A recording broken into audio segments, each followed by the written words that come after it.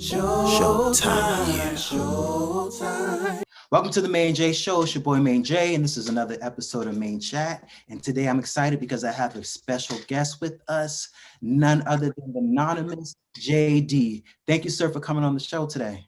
Hey, no problem, no problem. How have you? Appreciate you for having me. Yeah, no doubt. How have you been in these Rona-owner streets? Essential. I hear that. And how have you been staying sane, just during these times? Honestly, like I've just been doing what I had to do. Like I'm essential, so I'm around people all the time.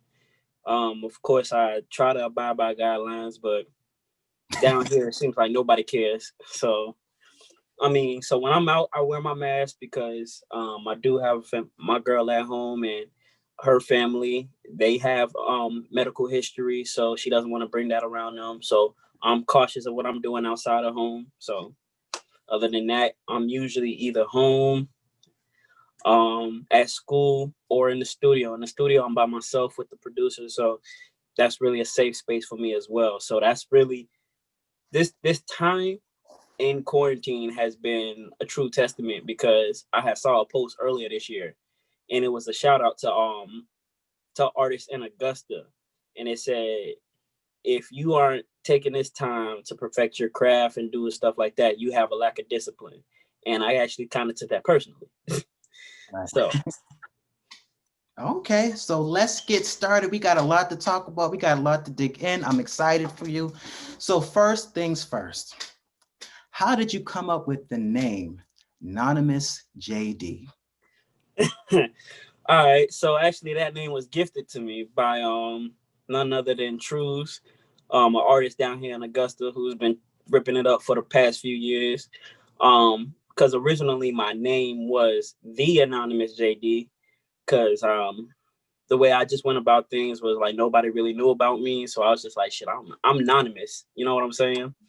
Right. And after a conversation that we had one time at Grovetown High School, that's where I went. He was saying, "Why are you saying you're anonymous?" I'm like, "Well, because nobody knows me and stuff like that, the whole 9 yards." And he was like, "Well, I don't think so, because what I see in you, I see something that you can like really be." And he's like, instead of being anonymous, why don't you do something different? You ain't got to name yourself Notorious, Biggie, Pocket, nothing like that. Just say, to be creative, be different, be out the box. So your name is anonymous. And he was like, why not just anonymous?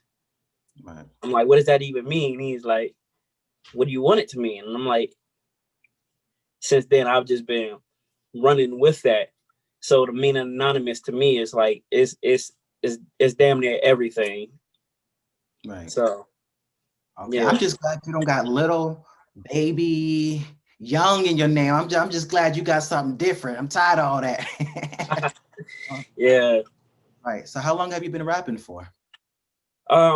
Actually, since I was up there living in Boston, I started out like early, like I'm not gonna say early because people say early like 7 years old. I'm not gonna say that, but I started out back when I was going to the Renaissance.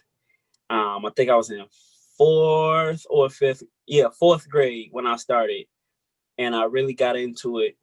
And then as I got down here, it was like I met more people around my age who actually took it more seriously than I did, and that's what got me more into it. And for a period in time, I stopped because they were actually, like I said, they were ahead of me. I was just sitting, like, just carrying my book around, like, oh yeah, I'm a rapper, I got a rap book and everything. They was actually recording tracks, and I was like, oh, okay. Yeah. Yeah. I just write, but I took that time to actually practice writing. And I think that was good for me because I actually learned how to do storytelling and formation of my stuff and stuff like that. So it's kind of a little bit of a science to how I take care of my stuff. But yeah, I've been into it for a while. So Perfect. So you have a new project and it's called No Filter. How did your project come about? well, actually, it started with the tape that I dropped earlier this year, unfiltered tape, and Okay. I had just dropped that out of nowhere because those 3 tracks were originally going to be on the project. So the project came from, I had saw a post that I had shared. It was one of my tracks it was one of the anniversary of one of my tracks, and I was like, dang man, I really need to get back in the studio. Right. So I was like, you know what? I got some songs. I went to the studio and I recorded those 3 songs, and I was like, I think I want to make an album out of something, just something just raw that's really myself or whatever. I don't want to call it raw though, because everybody got something that's called raw or that's something like that. You know what I'm saying? Along those lines. So I'm like, nah, I'm gonna call it something else. And I don't know how the conversation went between me and the producer, and I had came up with the name No Filter.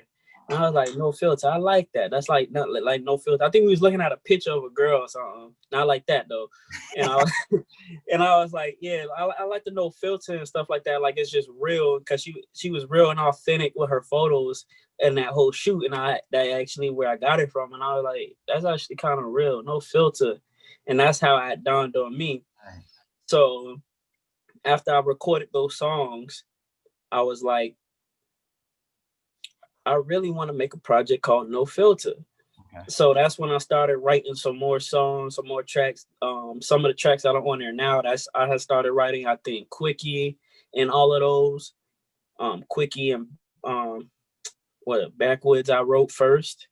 And I was like, yeah, I can really do something. But as I kept going and picking out the actual beats, because I picked the beats first and then I got everything written down to them. The sound, like I changed the project at least 3 times. And after the third time, and I still had these 3 songs, I'm like, yeah, I'm gonna have to drop this. So I dropped those 3 songs and I called it the Unfiltered tape. And it was supposed to be like a prelude leading into No Filter. Okay. And like I said, No Filter went through a lot of changes because there were so many songs that I recorded and so many songs that I was just like, yeah, that's not gonna be on the project. Because I was actually trying to take time and like precise, like what sound do I want on this project? And it came to a point where it was like, I want all my sounds on there because I have so many influences. I listen to so many different artists. I listen to artists like J. Cole, Kendrick, Drake. I listen to those guys. Listen to some older artists like Rick James. Like I've been listening to a lot of Rick James this year for no reason. And some other older artists, especially I forgot her name. I forgot her name, but who made Sweet Love? Anita Baker. Anita Baker, yes. Yes, Anita Baker. She influenced me on that project, especially in that first track, Real Heavy. I got that from her. And but a lot of underground artists is where I got the influence from the project. Artists like Boss, like Spillage Village, all of them guys, like just hearing their stuff and what they put out this year, it was just like it was continued momentum for me, and putting that effort that they that I got from that inspiration into my project is where I got that from, and just trickled down. Now the cover for it, I actually had a different cover, but like I said, Truls played another role into that, and he had asked me, why am I going to put this cover? Because the cover I had was of somebody else. And he was like, that's you thinking about Anonymous again and not the Anonymous. And I'm like, you're right. You're right. So I did a photo shoot with Jarrell Stevens down here, real good photographer.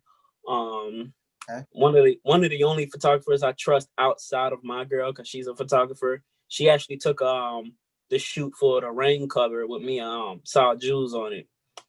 Okay. So we did that shoot. He sent me the photos back. I was like, I feel this particular one, like this particular one stuck out to me out of all of them. And I was like, yeah, that's the one right there.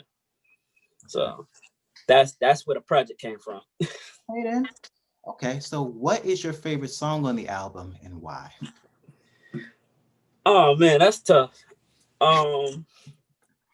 Like if you had asked me a while back ago, I would say Backwoods, because that was like I could just ride to that. I could ride to that track any day of the week. It was really supposed to be Night Ride, because when I heard the beat the first time, I'm like, I'm gonna kill this track.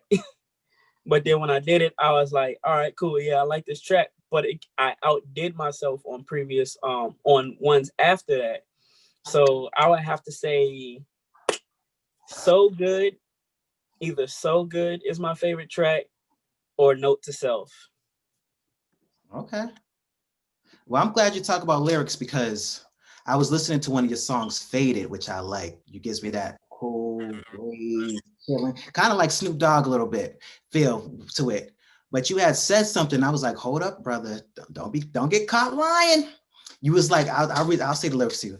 It's the Nonymous kid. I'm from the 706. And I'm like, no, you're not, brother. But then you switched it up and said 617. Girl, you know who I be. It's the Nonymous kid from the Dirty Bean. I was like, Yeah. oh, shoot, the bars. I was like, okay, you switched it up. But I'm glad, you're representing the Beam all day. So, anybody from the Beam, I will represent rock all day, every single day. For real. Like, actually, speaking of Faded, because I was gonna talk about that. I was gonna say that, but So Good and the other track was really my favorite. Note to Self, but Faded, I was actually high as hell when I wrote that.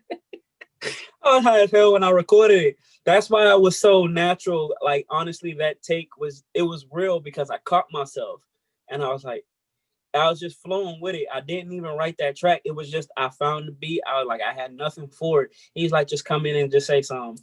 And out came that verse, like just high and just all natural. That's why I love this project. No filter. I'm just doing this. This is just me right here. Perfect. So, Also, so you're a musician, correct? yeah. Okay. You're a drummer. Yeah. You play any other instruments? Learning how to play the piano, and I really would like to learn how to play the bass drum. That's like in a more, you know, traditional band type thing. Okay. Outside of that, I can play the trumpet, tuba, you know. Okay, then. Young Prince can play all. Trying. Did you start around the same time you started rapping, or did you start a little bit later or before? Nah, actually, I grew up. I came out the womb with playing drums. Um, coming from New Life, coming up on Insha, Robert, and all of them. I was always Woo! I was always into drumming. But as I transitioned my life down here, that's when my dad actually made a mistake in introduced me to more instruments, and he was like, he was trying to get me to drop on a one, particularly in a more orchestrative role like a trumpet or something, just doing one. But when he did that, it actually made me want to like think, if I could do this, I could do this all, you know what I'm saying? And he's like, no, pick one. I'm like, nah, I'm doing all of it. So that's just something that I got into. So, And I like how you just mentioned your father because a lot of artists that I listen to, like Biggie and Pac and all of them growing up, they always talked about how, their father wasn't there and how that influenced their music and their choices. yeah. How having your father in your life influenced your music? um it influenced my music because we have the same love for music. Now his might be in a different place that it is now because of where he is in life, being a pastor and leading people, through God's word. And I have no knock on that. But we share the same love for music, because even though we can vibe through music. And like I said, music is a vibe. That's why when I put this project together, it was strictly supposed to be nothing but vibes. So, Okay. So you already talked about influences that are artists, but who are some of your influences as musicians? as musicians, well, I already talked about two of them, Right. being Robert and Isha. So, but outside of them, I have a number of number of people down here that actually influenced me as musicians. As for famous musicians, I am not gonna lie to you, I do not know that many. So I'm just gonna be straight up with you right there. But down here, there's Lael, brother who used to play at my father's church. There's Kevin Staley, um, real, real tight musician, beast on the organ, keys, whatever you put in front of him. He's a monster. Um, bro, David, a cat that I played with down here at my father's church. Before we went on our separate ways, and of course Curtis Mathis, actually, because he asked me about being a musician in a more secular role, and he basically told me, or I'm not gonna say told me, but he basically told me about his backstory and how his father was a pastor or something like that, and how he didn't like how he was doing that same thing, but he had to be a man and man up and basically, this is what I'm doing to take care of myself. This is something that I love. I'm not out here doing all this other extraness. I'm just doing this. Like, it's music. I understand that, whatever and whatnot. But at the same end of the day, I know who I am, and I know who, and that really, like, that stood out to me when he told me that. And like, as long as I remember who I am, that's all that matters to me. Okay. So another question for you, brother. Uh-huh. There are many artists on SoundCloud. There are many young artists that are out right now. It's almost like every day you see somebody check my music, check my page, check this, check my video. Yeah. What about you as an artist that stands out? And why should people check your music and not scroll past when you post check out, Okay. Yeah. Um, I'll be honest. Like, I see a lot of that too. I see a lot of people who hit my inbox like, check out my music, check out my music. Me, I'm gonna check it out because I'm a local artist, and I'm like, if I send this to somebody, I will want them to check out my music. So I'm just gonna do that by default. Now, if I'm gonna get back to them on it, that just depends on if I like it or whatever or something like that. I'll tell them, like, straight up, like, I actually like this track. Um, good criticism. Not gonna try to hate or knock them or whatever. I'll try to, like, build as much as I can. Like, hey, try to expand on this. Just like some others that I know do to me, and some who have done that to this previous project. They're like, it was a great project. Here's some stuff that you can build on to make stuff on, like, to progress in this music. And I'm like, strong criticism. I need it, because right, how else do I expect to get better?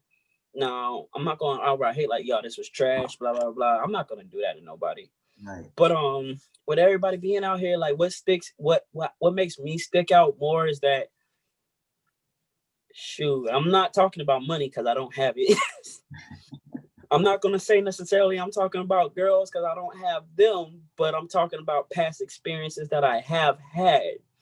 Um, not necessarily going to get too disrespectful in the forum because I am engaged.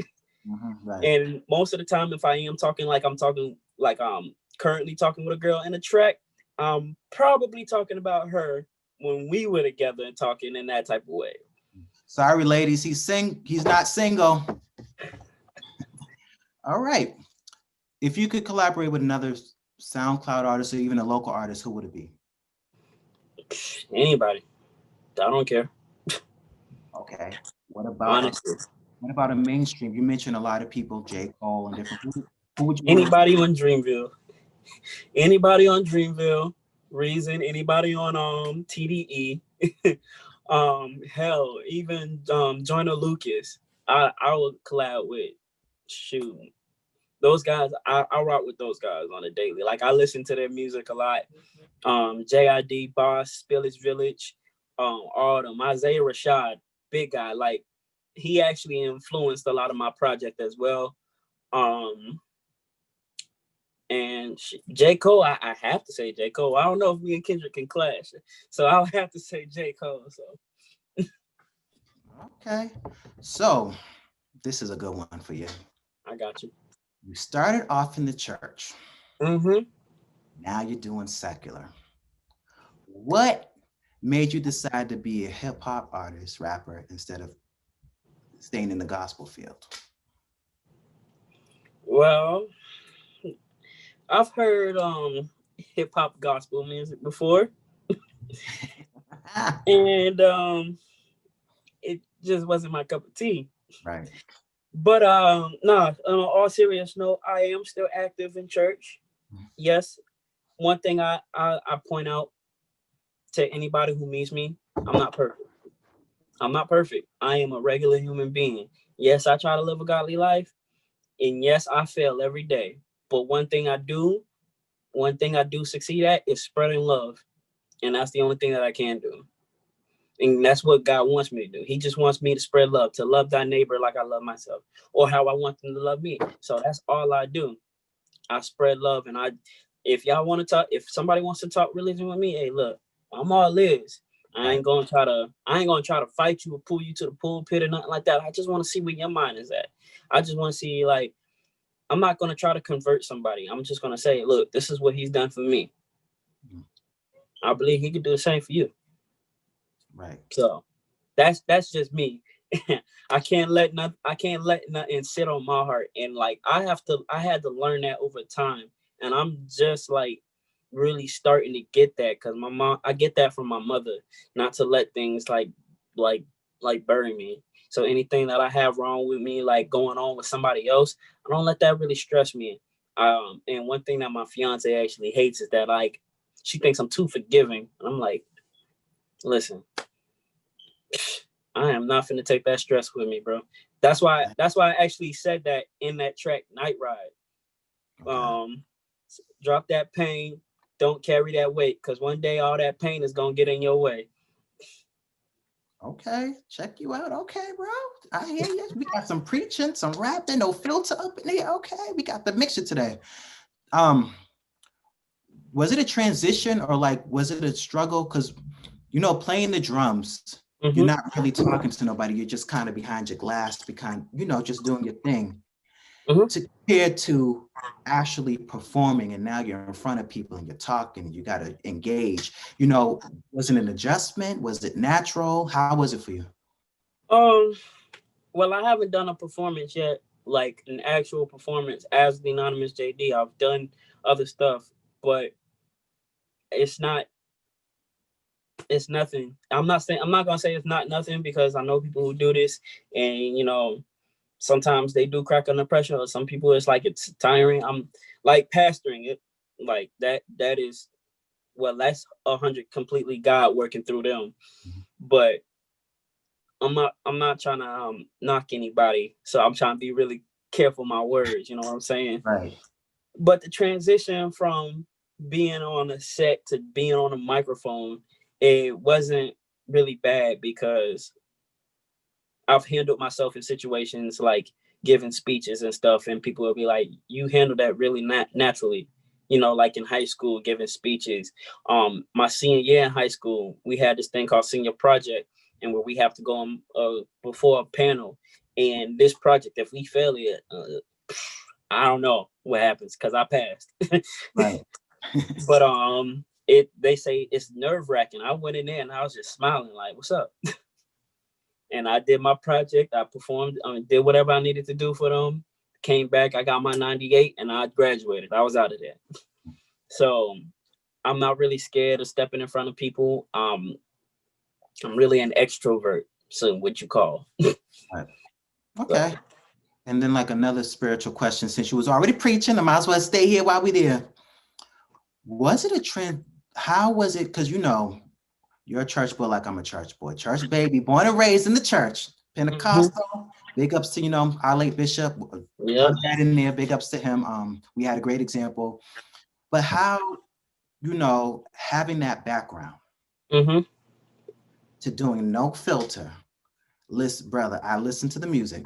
I'm not deep. I get turned up too, but you're cussing because you got a lot of church people that we know you. So when you told me to listen to it, I listened to that sucker. I Yeah. wasn't ready because I have a few years on you, so I was still looking at you as little. I won't say your government name. I was looking at you as little, Anonymous Lil JD, J. Yeah, Lil J. right?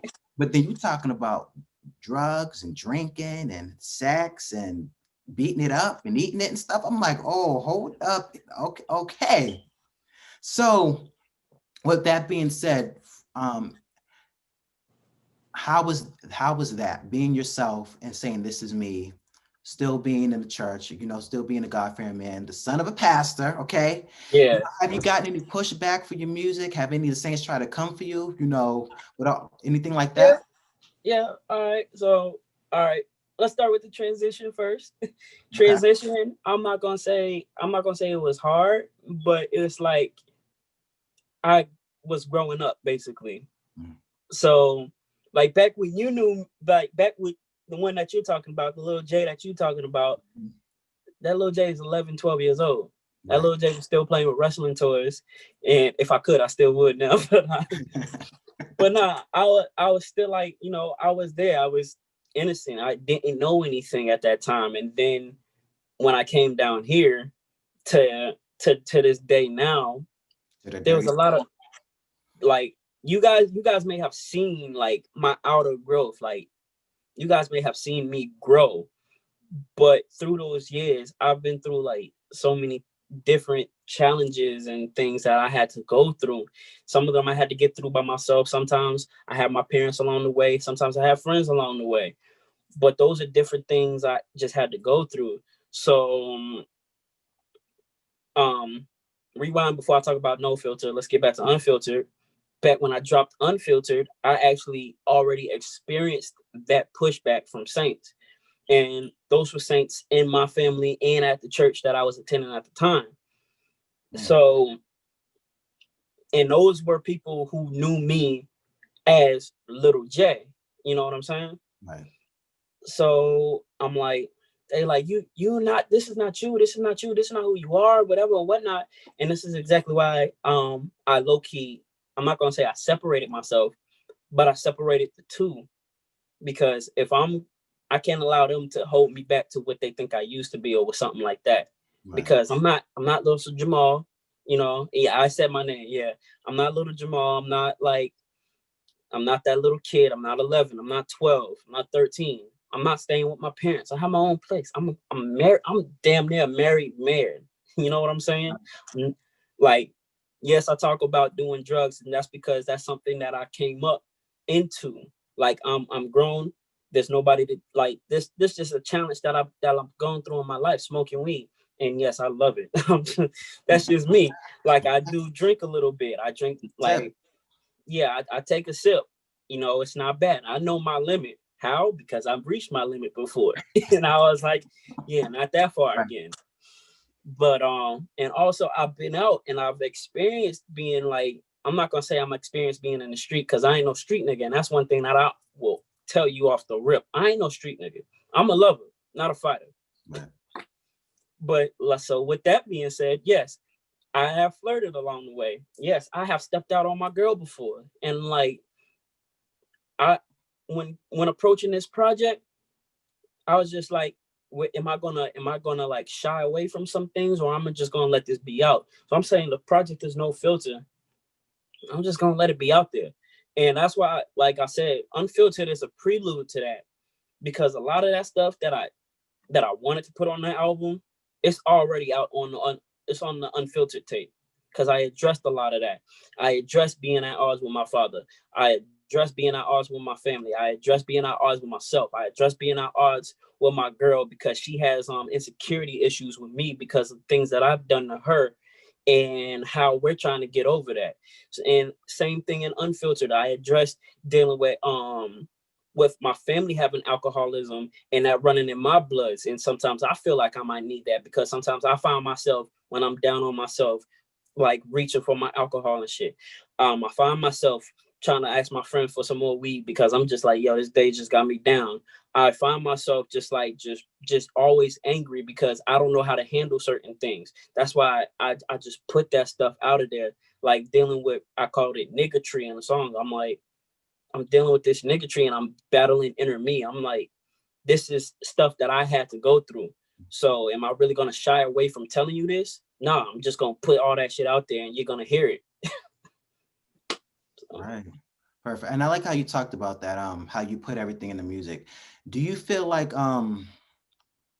especially in in Black homes, you know, you can't talk about in Christian homes, church homes, you can't talk about certain things. We don't talk about that. That's the devil. Don't do this. Don't say that. Or yeah, I'm just gonna pray and rebuke you. And everything ain't prayer and rebuking, some things you got to address. Um, and it's not about me, but as even as being an artist who I wrote songs and I sing. If I ever release it, that's one thing. But do you ever feel like your music not only is your outlet, to get these things out, but do you feel like it's a conversation initiator? Like, hey, we listened to your song. We never knew you felt like that. Yeah, I didn't know how to say it to you, but I knew how to write it in a song. Do you ever have any conversations with people like, oh, I didn't know. How come you didn't tell me? Da da da. Anything like that? Well, like I said, the one that actually has went through successfully was the one with me and my girl. Because after I wrote the question about her, she was just like, so is this how you feel? I'm like, yes, this is how I feel. She's like, is there any more? I'm like, at the moment, no, because at that time, I put all of that stuff into that song. Right. And then more happened to come along the way. So that's why I wrote Note to Self. Okay. And I'm like, this is currently, like Note to Self was currently, I wrote that with her in the car. And I'm like, yo, I need you to hear this. Before I even record it, I'm like, I need you to hear this. I played the beat and I'm like, this is all I got to say. She was like, wow, that's just like, I understand you. Right. Now, in terms of situations of dealing with my father, no, I haven't necessarily had that talk with him yet. He knows that I do music. I mean, he has to be well aware that I do music. He sees my story. He follows me on Facebook. So he has to be well aware of what I'm doing. Right. But I don't care about the pushback. I just honestly just want that communication a little bit. That's one thing that I've been pushing for. So I do call him. I'm not gonna ask him about it. I'm just gonna be like, hey, how you doing? And I just keep it rolling until he says something. Okay. But yeah, nah, like he hasn't said anything. But I haven't really put anything out like that towards him. You know what I'm saying? Like I may have had sidebars, like in one song I said I might just disappoint my father again, but then again, when I ever make him proud to begin, that's how I really felt at that time. I felt like I never made my dad proud. I just felt like I always kept disappointing him. Right. Now I'm like, don't you ask for my father because he don't know his son? Because people always ask me, how's your dad doing? I don't know. Go ask him. He's a grown man. Like I'm here, I'm doing me, like, and he's doing him.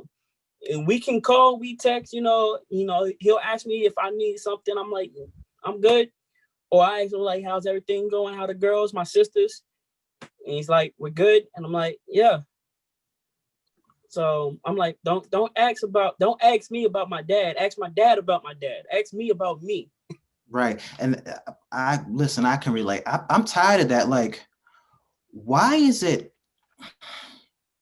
I won't say too much because it's going to be in the book, but why is it that the family will ask you, have you spoken to your father? Have you called him? Have you seen him? Have you reached out? Have you did this?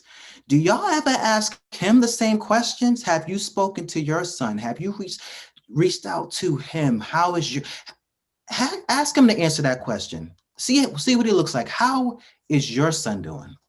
How are your other children doing? How are your grandkids doing? How, for that matter, how's your son's fiance doing? Yeah, ask him. You get what I'm saying? Ask your brother, ask your uncle, whoever my father is to you. What's your son's favorite color? What's his favorite this? Why is it always I gotta know where he's at? My number's been the same. I ain't trying to have a therapy session on your show I'm interviewing, but you get what I'm trying to you know what I'm saying? My number's been the same for over 12 years. If my father really wants to reach out to me, he will. My number has not changed. My address has been the same for over 10 years. If my father really want to check for me, he know where I live. So like I'm glad you said that, because I just feel like, and this is seeing a different side of you, but it's just like, why is it always the child has to know where the parent is and da da da. Now, if the relationship was a lot better, yeah, I could tell you, yeah, he's good. I called him for once because he calls me too much. I wish I could say that. Yeah, my father called me 3 times last week, and I had to play catch up. Word. So for all y'all out there, every now and then ask the parent about Yeah. the child, not the child about the parent. Please, from Maine J to Nonymous JD, please. Yeah, like that's real. I don't feel like the child has to be, and I'm not. Let me say, I don't. Yeah, you're right. I don't feel like the child should be the bigger person in whatever situation. Whether it's mother, daughter, mother, son, father, daughter. The child shouldn't have to be the bigger person. The father should all and the child. I'm not saying they should always shut them out because, like I said, my girl, she has a problem with me because she feels I'm too forgiving. My dad can call me and I'll answer the phone like that because I'm like, hey, what's up, dad? Because I want to have that communication with him. But do we have that communication? Not all the time. I'm open to it though. Right. So like we have some talks and I had to ask him like some things because like I'm on Facebook actively. I'm what they call a shit poster. I post anything that's funny to me, and my family hates it because they're like, what if your job sees that?" And I'm like, "Who cares? It's funny. I'm not being offensive. Well, if it is offensive, that's offensive to you. I found it funny. That's why I'm happier." But no, like he had saw something that I posted and he called me about it, told me to take it down because of the situation that was going on in the nation right now. I think it was when Ahmaud Arbery had or the case about Ahmaud Arbery had just got out and stuff Okay. like that, about him being shot and killed and ran down like that. Okay. And I made a post about wrestling and they were chasing him down in a golf cart. Literally, like, these people don't know. They doing wrestling. And he said that was insensitive to that. And I was like, okay, you know what? Fine, whatever. I'll take it down. But right after we got off the phone, I was like, this nigga didn't even ask me how my day was. And I was hurt. And I told Mars, I'm like, he ain't even asked me how my day was. He was like, just tell him. I was like, fine, I'll tell him. I told him and he was like, you're right, blah, blah, blah. And we had our conversation. Right. So that's just one instance. Now, has gotten better, we communicate. I call him, but it is what it is right now. Hopefully it gets better. That's just it right there. So Okay. So now we're gonna change it up. Something a little lighter. All right. So we're gonna come out of this. Whew. hey, look, that's no filter right there, man. That's Right. no filter. Right. So ever since the beginning, the pandemic and everything, there's been a lot of versus battles. Mm-hmm. Okay? What is a versus battle that you have that we haven't seen yet that you would like to see?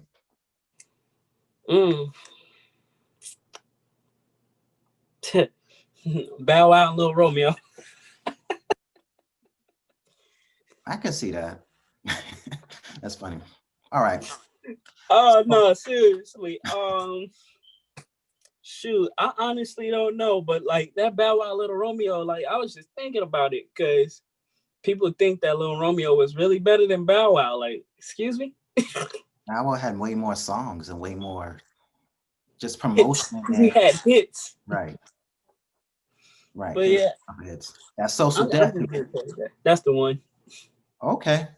So we're getting ready to close out with this interview, but we're All going right. to play a game. And the game is called Guess the Lyrics. So you're going to have to figure out you're going to have to tell me which rapper said it. Because in your music, you reference Outkast, reference Lil Wayne, and you reference Drake as a few people. So we're going to say these lyrics, and then you're going to have to tell me who said it. You ready? Okay. Yeah, I'm gonna fail, but I got you. It's either going to be Drake, Lil Wayne, or Outkast, all right? All right. Can I take you home or come to where you stay? Do you live on your own or heard you got your own ways?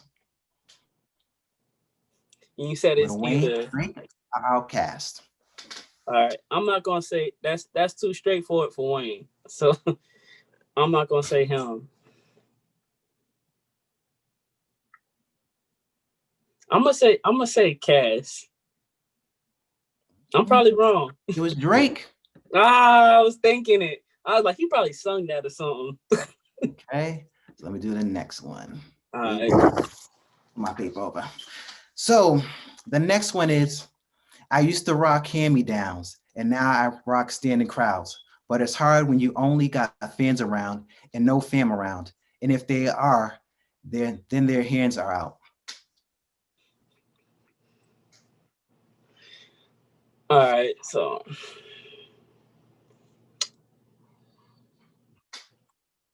that sound like Cash. No, might That's be. that's Little That's Wayne. Wayne.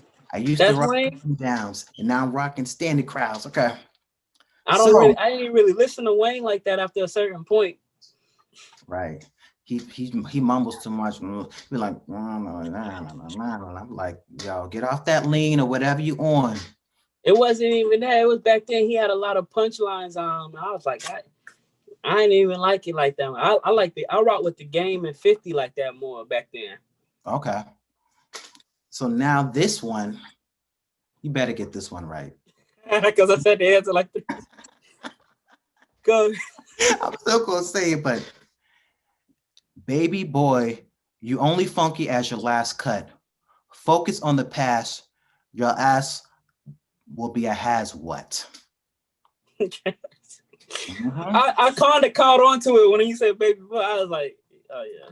All right, couple Baby more. boy, you only funky as your last cat. That's how you say it. Right, a couple more. Uh-huh. Let's see. Stop playing. I do it like a king do. If these niggas animals, then I'm gonna have a mink soon. Then you gonna have them what? I'm gonna have a mink soon. That's either Wayne or Drake. Which I one? don't know. I gotta pick one. You said Wayne. No, I'm gonna say Drake because I was too close to saying Meek. It was Little Wayne. Ah, Stuck with the first one. I All right. should So have. these next two, the either one or the other. We already said Wayne. So these next two I posts is either gonna be Drake. I'm gonna help you out here. Okay. I got you. The next one. I hope we feeling like this forever, forever, ever, forever, ever. Uh, You better get you that's listen. 3 stacks, bro. That's 3 stacks. Come All right. on. Perfect. I know something. Everybody know that one. Forever, ever, forever, ever. Okay. How could something so familiar be so strange? That just sounds like something Drake would say. Exactly. So that's Drake. So that pretty much concludes this episode. Just a couple more questions. Do you have any shows or any upcoming events going on? At the moment, no. I do have a local birthday party to perform at. It's actually the person who was on my rain track, Saju. She has a birthday party in January, and she's doing it. She wants me to perform our track there. So I'm gonna perform that for her. Might also do another song for her, just because, and I think that's the only one with the most least amount of cussing in it. So I'm gonna try to do that one for her. But what I am working on right now is I'm working on actually getting like a live studio session recorded and some videos trying to come out for a specific song. So if you got a particular song that you want to see a video for, you know, shoot me some. Shoot, what's your ideas? Which one you want to see get a video for? Which one you want to see done live? Let me know. Okay. So that news concludes this. Before we go, is there anything you want to let your fans know, your future fans know? Where can we find you? What's your social media platforms? What's coming up next? You got the video. You said the video's coming up. You're getting ready to perform. Now, where can we find you? All right, yeah, you can find me. God dang, you can find me on Facebook at JD Cersei. But nah, like on for real, you can find me on Facebook at JD Cersei, SEARCY. You can find me on Instagram at Nonymous Music. That's NONYMOUS _music. And that's really the only two that I have. You can also find me on SoundCloud at the Nonymous JD. Also, I'm on YouTube, part of my DistroKid, but those have a select number of songs on them. Hopefully soon I'll get some more material on there, but for now my SoundCloud holds all my material, and Instagram and Facebook is where I do all of my promotional work. But I'll be growing that soon. Merch coming soon later this month. Hopefully next month we'll have it. Um, yeah, trying to get a video done. I'm trying to get something done. I really want to do a live performance because I'm really big into that actual live band feel. I'm a musician. You know I got to do it. Right. So I got to get it done. So I got to get that done. And it's gonna be dope too, cause it's almost gonna be like a Tiny Desk performance, basically my own version of Tiny Desk. So Okay. And depending on where you having it, if depending on how many people can come, I'll definitely, travel because I need to do something. I ain't it's traveled. gonna have to be a quarantine one, but Quarantine, I'll okay. definitely shoot you some. All right. Perfect. So thank you for coming on the Main J Show. Anytime you have anything going on with you, come back on the show. We'll love to have you and promote you. Okay. Word, appreciate it. Appreciate you having me, bro. Yeah, no doubt. Have a good one. All right, you too, man. There you have it, folks. This has been another episode of Main J Show, Main Chat. And I hope that you thoroughly enjoyed the video.